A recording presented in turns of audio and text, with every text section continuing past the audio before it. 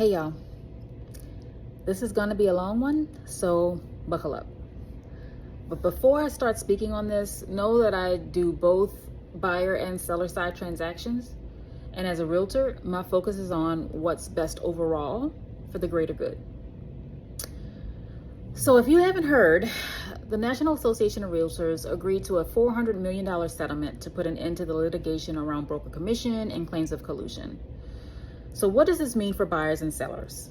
Well, it actually means more for agents, but let's focus for a minute on what it does not mean. Buyers' agents are not going away. As a result of the settlement, the MLS will no longer allow listing agents to advertise that they are offering a co-broker split. To be clear, this does not mean that co-broker splits can no longer happen. It simply means that buyers' agents need to directly communicate with the listing agent to inquire about commission being offered on a listing before submitting an offer. If you recall, a few months ago, I informed you that you will start seeing buyers' agents requesting signed brokerage agreements prior to showing homes. This settlement now makes that a requirement. Agents will not show houses if there is no guarantee they will get paid.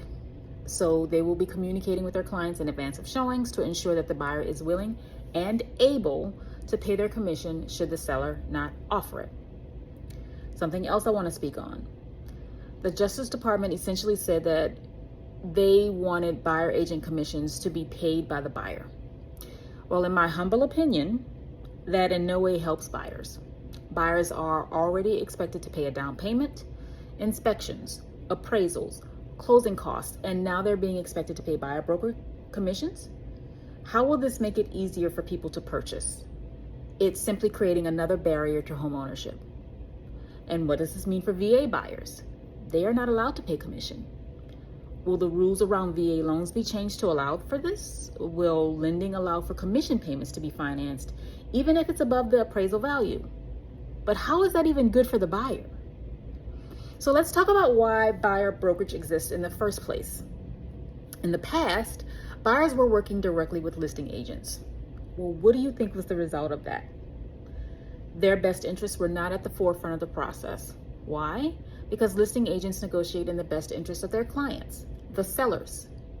There was clearly a conflict of interest. So I'm not sure how we ended right back here or what the ultimate outcome will be, as this is not finalized. And I'm actually curious as to if this will result in litigation from buyers towards sellers and listing agents. But what could this mean for listing agents? They don't typically have to show their own listings. And if you have unrepresented buyers wanting to see your listing, you will have to show it. You will have to draft offers and present them to the seller. And with dual agency, how do you negotiate offers in a multiple offer situation? How do you negotiate repairs following inspections or price adjustments following appraisals? And for those that are saying it will result in lower housing prices, let me point something out. A fair market price for a home is just what a buyer is willing to pay for it at the point in time. It does not and should not take into consideration the commission paid.